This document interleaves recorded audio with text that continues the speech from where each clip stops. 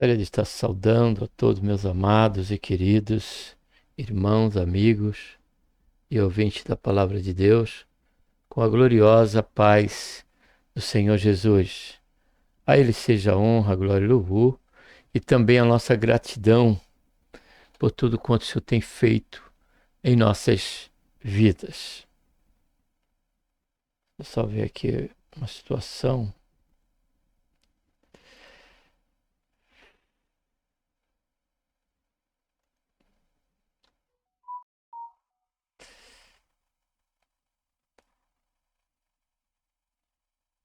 Seja bem-vindo aqui ao canal, A Voz que Clama no Deserto. E a mais aqui o quadro Jovem Sois Forte, onde estaremos conhecendo aí o conteúdo da lição dominical e desta feita aqui do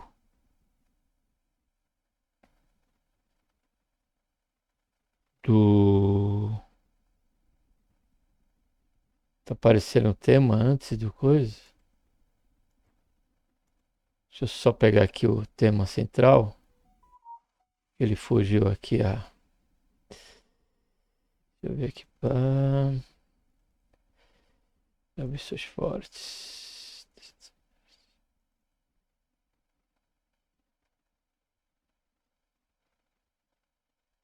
Tá aqui.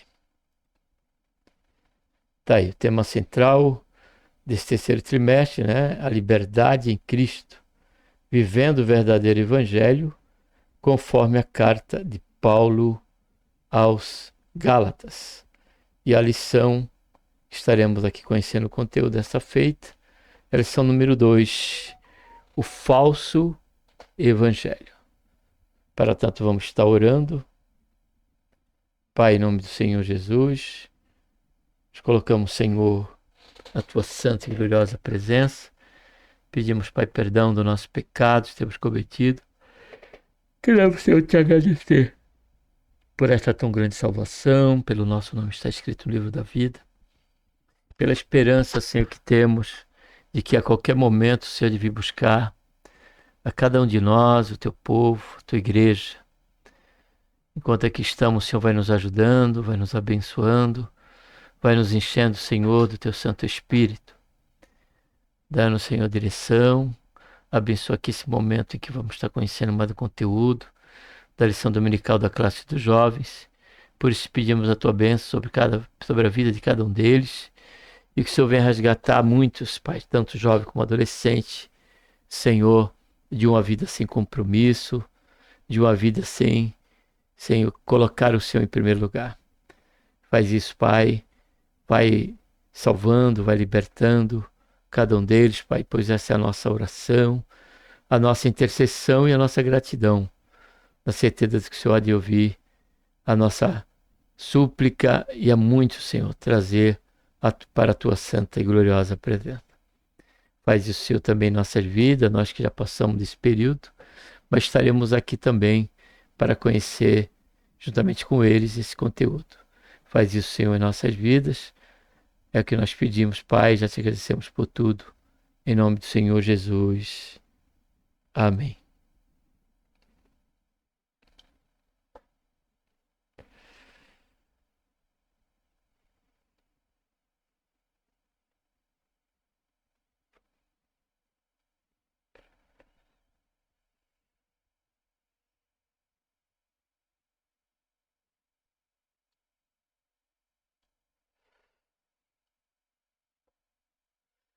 O texto principal diz: assim como já vos dissemos, agora de novo também vos digo. Se alguém vos anunciar outro evangelho, além do que já recebeste, seja anátema. Resumo da lição: nem toda mensagem aparentemente cristã é verdadeiramente vinda de Deus. Gálatas 1, 6 a 10. Maravilho-me de que tão depressa passasse daquele que vos chamou a graça de Cristo para outro evangelho, o qual não é outro, mas há alguns que vos inquietam, querem transtornar o evangelho de Cristo. Mas ainda que nós mesmo ou anjo do céu vos anuncia outro evangelho, além do que já vos tenho anunciado, seja amaldiçoado. Esse é o significado do termo seja anátema. Assim como já vos dissemos, agora de novo também, vos digo, se alguém vos anunciar outro evangelho, além do que já recebeste, seja anátema, ou seja, seja amaldiçoado. Porque persuado eu agora aos homens, ou a Deus? Ou procura agradar a homens? Se estivesse ainda agradando aos homens, não seria servo de Cristo. Aqui, antes de entrarmos na introdução, é importante entendermos que estamos vivendo esse grande perigo, né? Hoje, caro jovem, por conta do evangelho que se apresenta no nosso tempo odierno. E que evangelho é esse? Um evangelho só de bênção. Sabemos que Deus abençoa, sabemos que que o mundo é do Senhor, tudo que nele há e tudo que nele habita.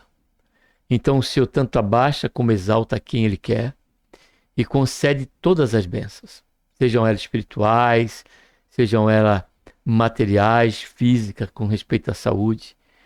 Tudo isso o Senhor faz. Sabemos disso. Como o Senhor tem ainda ricas promessas para nós na sua palavra.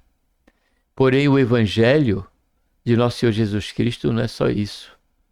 Na verdade, o Evangelho do Senhor Jesus Cristo, o centro é Ele, Cristo. E o legado que o Senhor nos convida como igreja é o legado de cruz, é o legado de rejeição, de desprezo, quando vivemos de forma autêntica o Evangelho de Cristo Jesus. Porém, o que nós olhamos nas pregações de hoje em dia é que as pregações colocam o homem como centro. Colocam o homem como sentado a uma mesa e Deus a servi-lo. Este não é o verdadeiro Evangelho. O verdadeiro Evangelho, as boas novas que o Senhor nos traz através do Evangelho, é a questão do nosso estado de condenação e a oferta que Deus quer nos oferecer, que é a propiciação dos nossos pecados pelo precioso sangue do Senhor Jesus, o perdão dos nossos pecados. Este é o Evangelho. Por isso que Paulo disse, não me envergonho do Evangelho de nosso Senhor Salvador Jesus Cristo, porque Ele é poder de Deus para salvar todo aquele que crê. Então, esse é o Evangelho. E não o Evangelho do massagear o ego. Não, de maneira alguma. Mas o Evangelho é aquele que aponta para a necessidade do arrependimento e a fé na pessoa bendita de nosso Senhor e Salvador Jesus Cristo. Se esses fundamentos não estão dentro do que você tem ouvido, não aceite tal evangelho, porque você pode estar correndo o risco de estar sob um estado de maldição. Quando diz seja anátema, seja amaldiçoado. Observe a importância, caro jovem, de conhecermos a palavra de Deus. Observe a importância de que o nosso referencial, o nosso conhecimento, ele tem que vir primeiro de um relacionamento com Deus, que se dá pela oração e pelo devocional. Oração devocional. Desejo ardente de compreender, de conhecer primeiramente a palavra de Deus. De Gênesis, Apocalipse. E depois, diante desse conhecimento, o desejo de que Deus ele venha nos iluminar, a nos dar graça, para que nós venhamos a pregar a palavra de Deus. Eu fechei. Após se apresentar como remetente da carta aos Gálatas, que foi a primeira lição, né? Identificando-se como apóstolo da parte de Deus,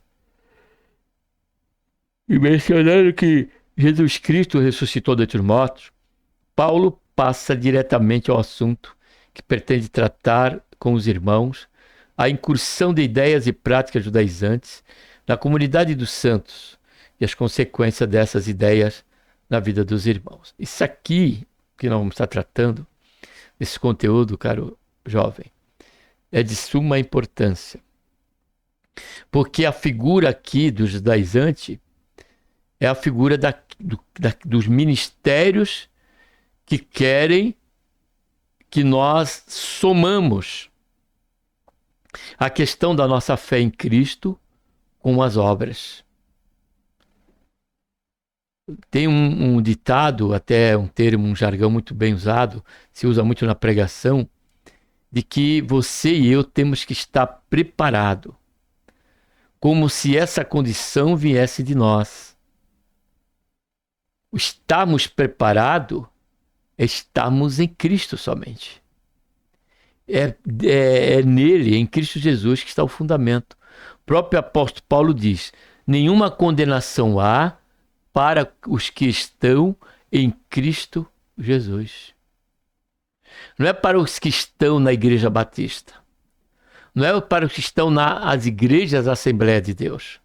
Congregação cristã, Deus é amor. Não. Nenhuma condenação há para os que estão em Cristo Jesus. Se nós caminhamos com o Senhor, se a nossa fé está nele, se estamos em Cristo, então nada mais precisa, porque ele é o suficiente para que nós tenhamos a convicção de que no momento que o Senhor vier, ou se eu nos arrebatar primeiro, pode acontecer isso antes de eu partir dessa vida, é o meu arrebatamento.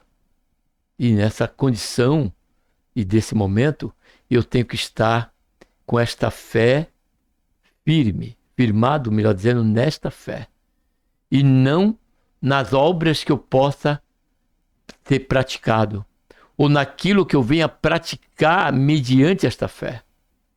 Isso é algo do bojo da teoplaxia. Isto é, o bojo da prática emanada do operar de Deus através das nossas vidas. Porque Paulo diz que ele, Deus, ele opera em nós o querer e o efetuar. Então tudo é Deus em nós. É Cristo em nós a esperança da glória. Então que tomemos cuidado com respeito a qualquer acréscimo, qualquer multiplicação, a qualquer diminuição, enfim, que nós fiquemos com o evangelho ortodoxo, o evangelho salutar, que é a fé na bendita pessoa de nosso Senhor Salvador Jesus Cristo. Um apóstolo surpreso, porque a experiência dos Gálatas, caro jovem, de salvação, não vinha de um depósito de entendimento. Não vinha do intelecto. A certeza e a experiência de fé, a experiência de fé daquele jovem, daquela igreja dos irmãos ali, não vinha disso. Não vinha também do ministério que eles se encontravam, da igreja ali em que estava servindo a Deus. Pelo fato de estar ali, não, mas vinha de um encontro pessoal com o Senhor, assim como Paulo teve esse encontro em Damasco. Porque cada um de nós tivemos o nosso Damasco, o nosso caminho de Damasco, onde tivemos encontro com o Senhor Jesus. Não foi diferente com os Gálatas. Porque essa experiência deles foi gerada pela fé. Não foi num convencimento ou numa consciência do que o que estou fazendo está me gerando crédito. Do que estou fazendo e como estou fazendo está me gerando mérito. Porque havia um corpo de judeus que faziam parte dos judaizantes, que eles somavam a questão, que estavam fomentando no meio da igreja do Gálatas, que também, além da fé em Cristo Jesus, precisaria cumprir a lei de Moisés. Na questão do uma delas, circuncisão, né?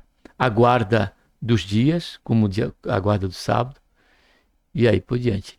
E Paulo ele se mostra surpreso por aqueles irmãos tão cedo abandonar algo que vinha não só, né, pura doutrina, que é pela fé, como também da experiência somada a ela, a qual excluiria qualquer questão de mérito humano. Porque Gálatas diz que fomos, Efésios, melhor dizendo, diz, capítulo 2:8, nós fomos salvos pela graça de Deus. E mediante a fé, isso não vem de nós, vem de Deus. Primeiro subponto, Paulo se mostra impressionado. O apóstolo Paulo se declara surpreso com os irmãos de Gálatas. Os leitores dessa carta eram pessoas que já haviam crido no Senhor Jesus. Eu quero aqui abrir um parênteses, eu preciso fazer isso novamente. Caro jovem, cuidado com essa questão de aceitar Jesus. Jesus, ele não está esperando que nós venhamos aceitá-lo. Jesus, ele requer de nós, pela sua palavra, que venhamos a crer no Senhor Jesus, segundo a sua palavra. Crer. Quem tem que nos aceitar é Ele. E não nós aceitarmos, ou seja, então eu descarto, eu não quero aceitar Jesus, como Jesus para mim, isso é um termo, né, que vitupera o Evangelho. Vitupera o que nós tratamos na introdução. É pela fé. E essa fé parte do ouvinte em desejar conhecer o que deve ser feito. E o que deve ser feito não é aceitar a Jesus, é crer em Jesus. Quantos eu tenho experiência própria, possivelmente você, dependendo do seu tempo de fé, e você que me ouve, tem uma experiência própria. Quantos não têm tido esse ato, né, desse flamigerado apelo, de estar indo, levantando a mão, indo lá na frente? Quantos já fizeram isso e diante disso oraram por ele, como se ali a partir daquele ato ritualístico, ele já passa a ser da igreja, ele passa a ser o irmão em Cristo Jesus. Quanto destes já fizeram isso e continuam no mundo, continuam vendidos ao pecado, nunca tiveram uma mudança de vida em suas vidas. Foram ali por conta da força. E o Senhor diz, e o Senhor diz na sua palavra, através de Zacarias, que não é pela força, mas pelo Espírito de Deus. Aquele que está no culto, ouve a palavra e há o trabalhar de Deus na vida dele, porque a salvação vem do Senhor. E o próprio apóstolo disse que esse ato do novo nascimento, o Senhor Jesus dizendo, que era como o vento, que nós não sabemos nem de onde vem, nem para onde vai.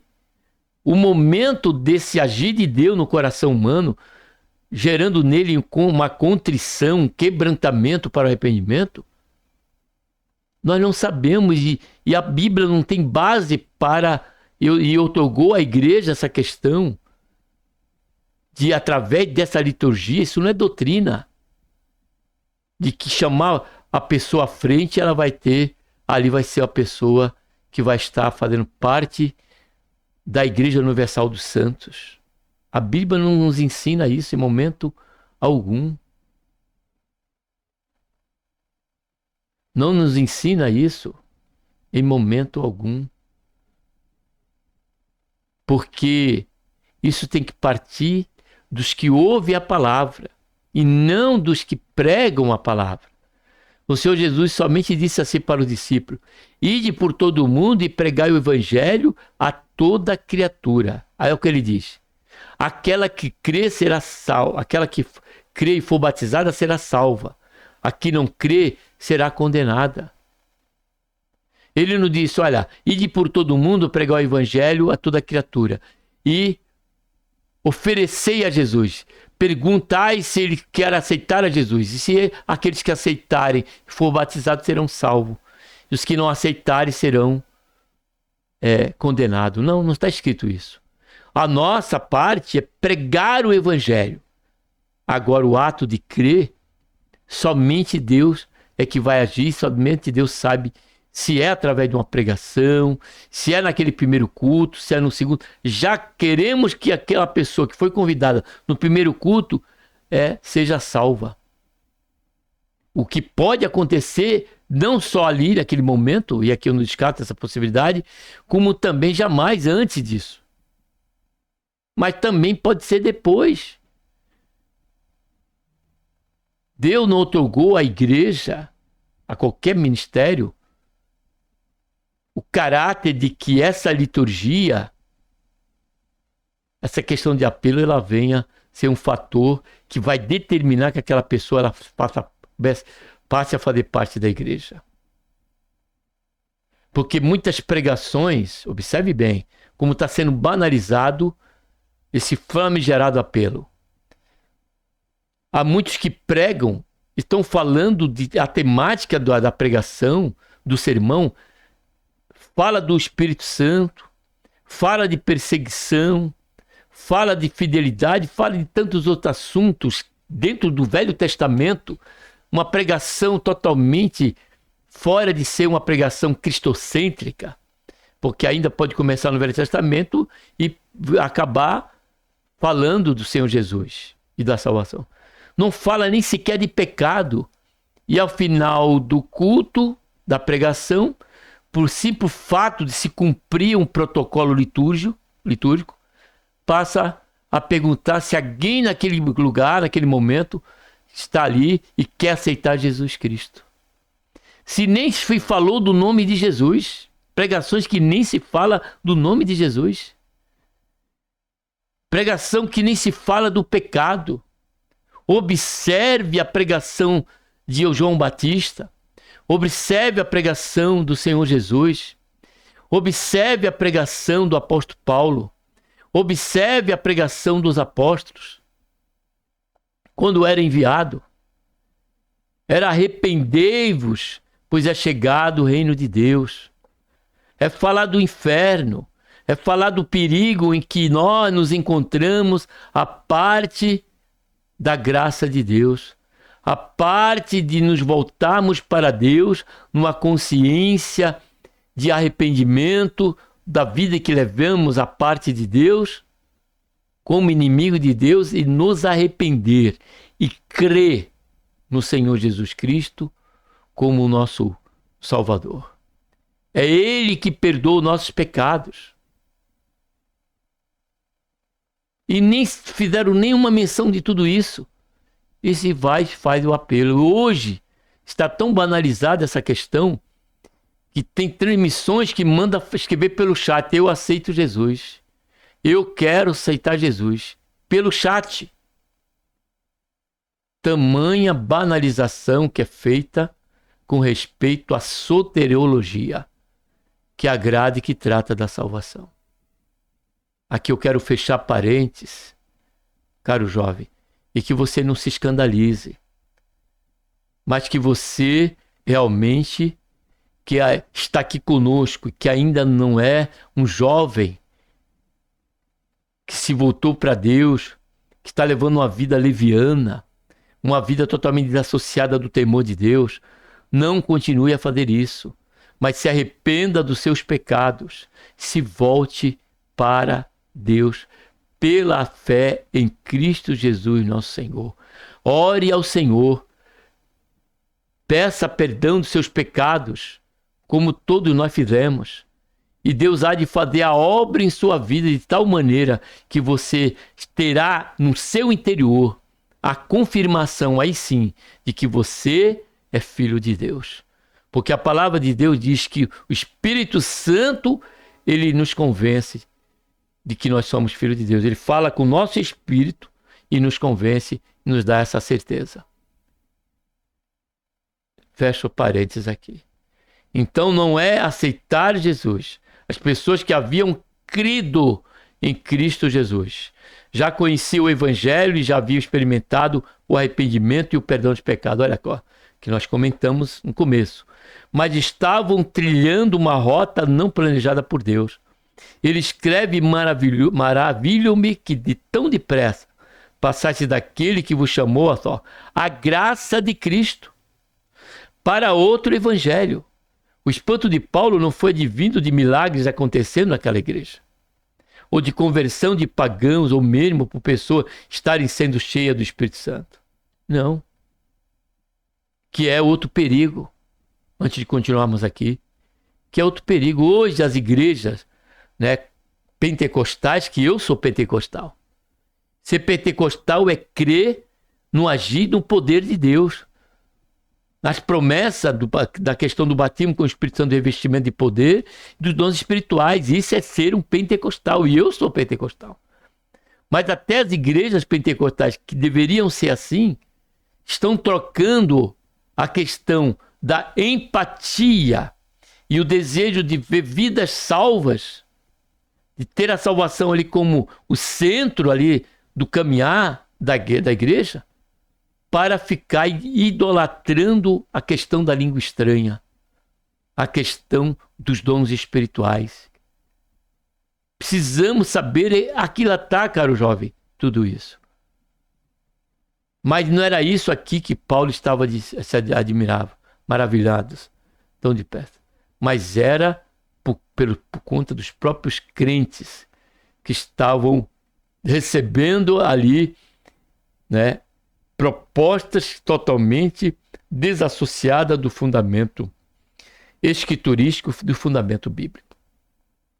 O que deixou Paulo espantado foi não só o fato de os gálatas tentarem para um evangelho diferente do que ele havia pregado, mas também pelo fato de que esse novo evangelho incentivava os gálatas a desconsiderarem a graça e tentarem, por meio de obras, pagar uma dívida que eles jamais quitaram.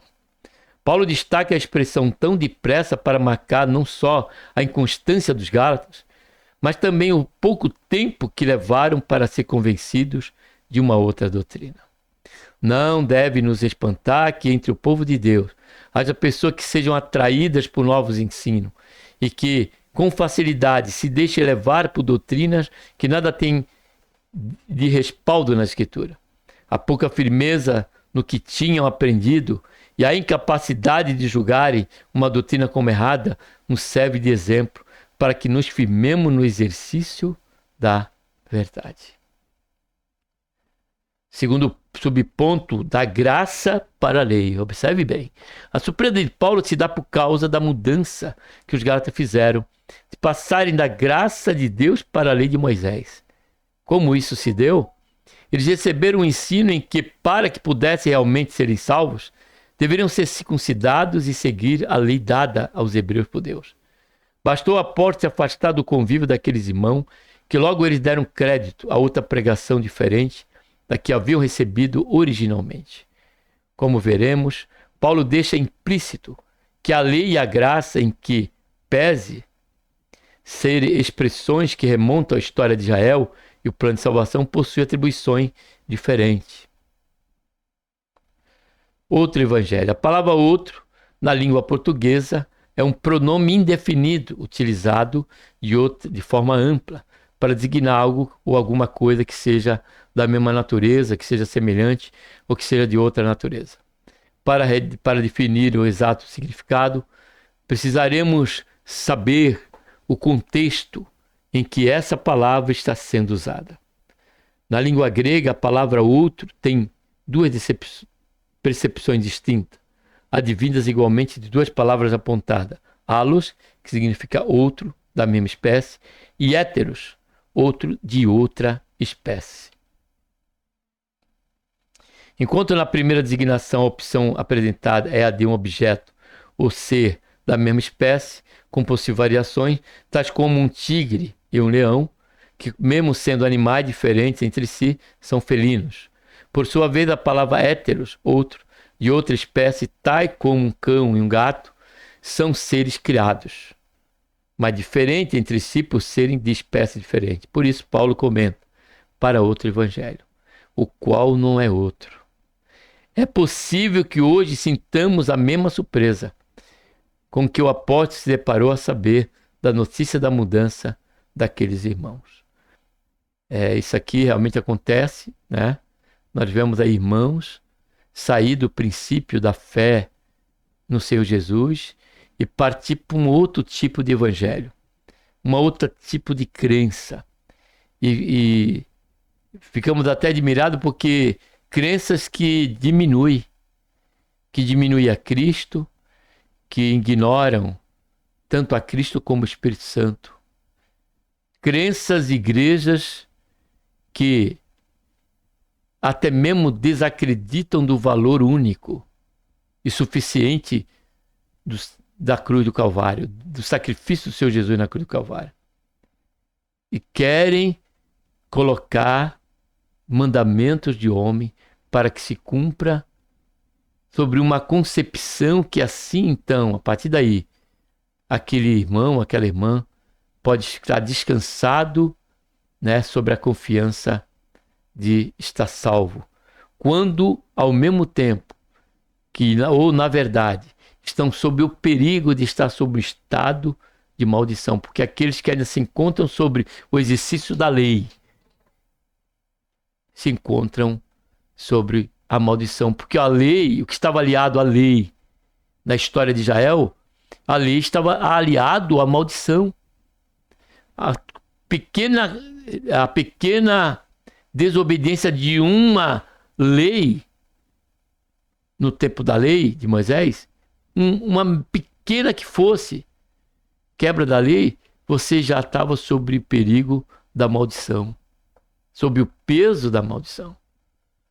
Porém, o Senhor, na cruz do Calvário, ele desfez essa maldição que estava ligada à lei, que fazia parte do bojo da lei. Porém, não. Pela graça do Senhor Jesus, não há mais maldição. Porque o apóstolo João, ele disse, se o Filho vos libertar, verdadeiramente sereis livres.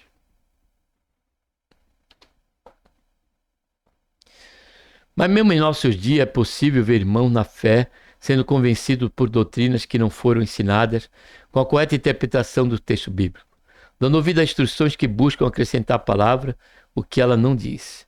Os Gálatas tinham sido evangelizados e ensinados por Paulo e não perceberam que a mensagem dos judaizantes era um falso evangelho. Eles não negaram oficialmente o sacrifício de Cristo, olha só, mas acrescentaram argumentos que acharam guarida no pensamento daquela igreja. Foi o que eu falei. Eles criam, só que eles falavam que além da crença da fé em Cristo Jesus, precisava também somar alguns aos mandamentos da lei, a obediência à lei de Moisés. Era uma mensagem aparentemente piedosa, mas que negava a eficácia do evangelho.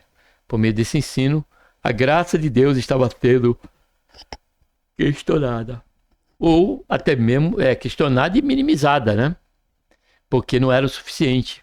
Dava essa ideia de que só isso não era suficiente. Somente a fé não. Precisava de mais, algo a mais. O anátema, a inquietação dos Gálatas.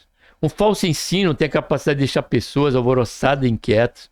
Paulo usa as palavras, vos inquieto e querem transtornar, como indicativo de que enquanto seus leitores liam a carta, provavelmente havia judaizante entre eles. Um outro detalhe é que a mensagem deles deixava os Gálatas inquietos em vez de descansarem na graça de Deus. Eles passaram a realizar a obra da lei, sendo ele mesmo gentil. Uma mensagem que alvoroça os crentes deve ser analisada com bastante cautela. Ainda que um anjo do céu. Os anjos são conhecidos na palavra de Deus como mensageiros do Eterno, para tratar de assuntos referentes aos seres humanos. Eles apareceram no Antigo Testamento a Abraão, a Josué, a Gideão, aos pais de Sansão e a Isaías. No Novo Testamento apareceram a Maria, ao pai de João Batista, a Pedro e a Cornélio, entre outros, a exemplo de Paulo mesmo. A presença dele, geralmente nas Escrituras, é acompanhada de uma mensagem. Paulo mesmo recebeu a visita de um anjo que estava indo a Roma em um navio que estava afundando. Cornélio recebeu a visita de um anjo. As tuas orações e as tuas esmolas têm subido para a memória diante de Deus. E observe que a própria passagem, caro jovem, aproveitando aqui o gancho desse subponto, em que faz menção de Cornélio, observe que o próprio Cornélio, dentro do capítulo 10 de Atos, tais características que aos olhos e à luz da questão do campo da religião e da fé, dava a entender que ele era um homem apto para a salvação, um homem que estava garantida a sua salvação. Só você ler ali Atos 10 e ver ali a biografia espiritual e pessoal, não só espiritual, mas social e moral daquele homem, que aos olhos de muitas igrejas hoje estava salvo. Porém, Deus, além de trazer essa relação dessa biografia de Cornélio, ele mandou ele chamar Pedro, para que Pedro pregasse a Cornélio o evangelho. Porque Cornélio, ainda que fosse o homem que era, ele estava sob o estigma da condenação. E precisava crer no Senhor Jesus, precisava se arrepender diante do Senhor e crer no Senhor Jesus, como aconteceu. E foi salvo Cornélio, a sua casa, e muitos que ali ele convidou para estar junto, né? Ali teve a manifestação de Deus através da pregação do apóstolo Pedro, e muitos ali tiveram encontro com o Senhor Jesus. Louvado seja, engrandecido seja o nome santo do Senhor.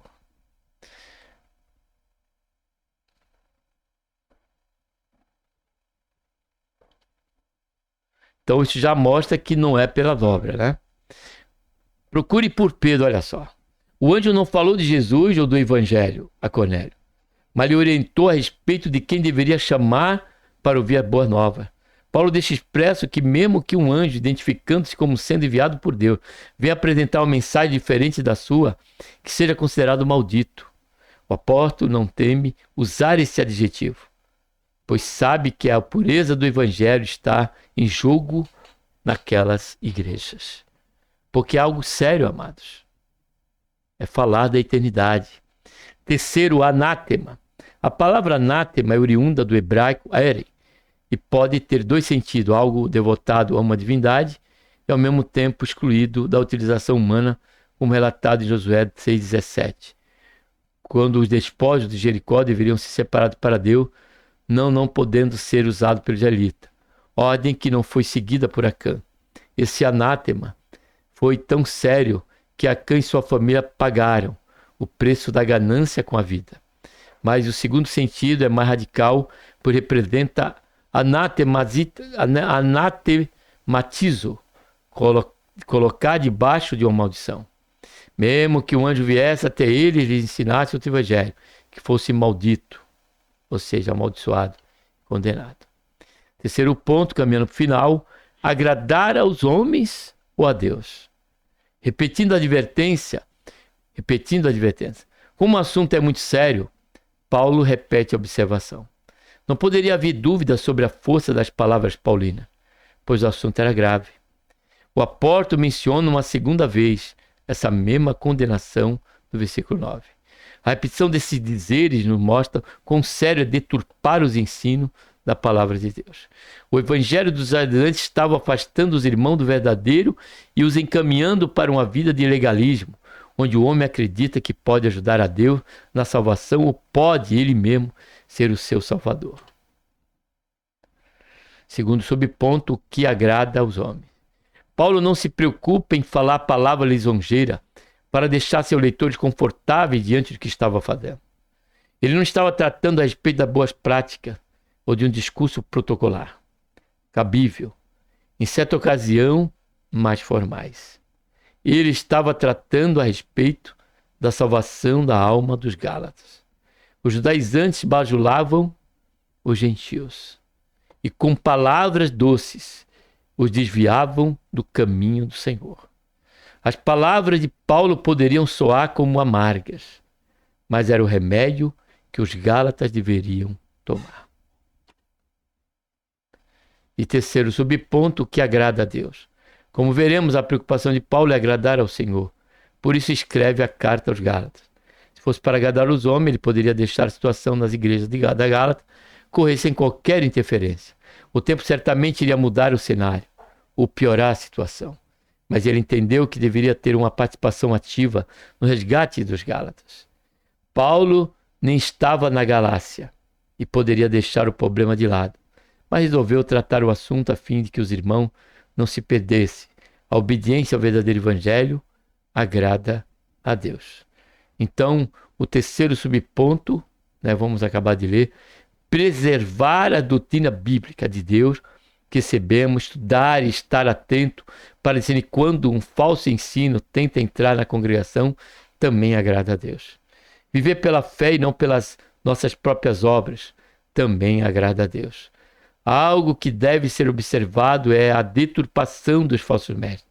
E por sua vez, o que desagrada a Deus é que, na prática, os Gálatas queriam devolver a Deus o favor, o presente que ele lhe dera.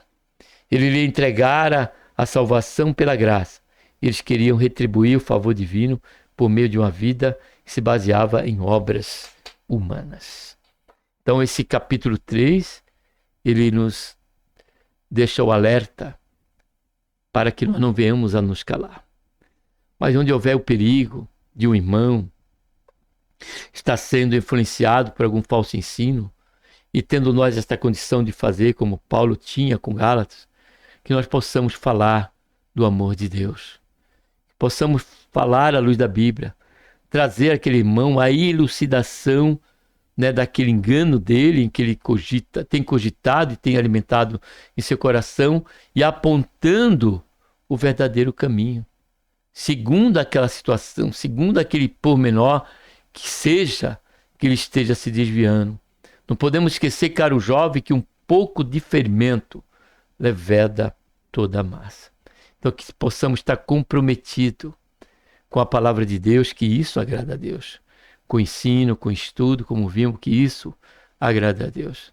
E jamais compactuarmos, por menor que seja, com qualquer evangelho que não seja o evangelho salutar de nosso Senhor Jesus Cristo, que nos aponta a graça incomensurável de Deus para com todos quanto a Ele venham se chegar. Concluindo nesta segunda lição, vimos que Paulo começa a apontar ao seu leitor o caminho que eles estavam trilhando, um caminho paralelo ao caminho do Evangelho. Estavam ouvindo uma mensagem doutrinária errada e não tiveram discernimento. Eram ensinos que estavam em desacordo com o que havia aprendido.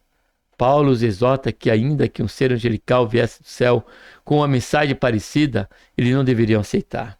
Precisamos ter cuidado com o vento de doutrina que se aproximam de nossas congregações, tentando afastar os irmãos da verdadeira prática da palavra de Deus. E estamos dentro desse tempo profético, Então, que nós possamos tomar cuidado. Que Deus, por intermédio de Cristo Jesus, nosso Senhor, nos abençoe. E um abraço a todos. Vamos estar orando.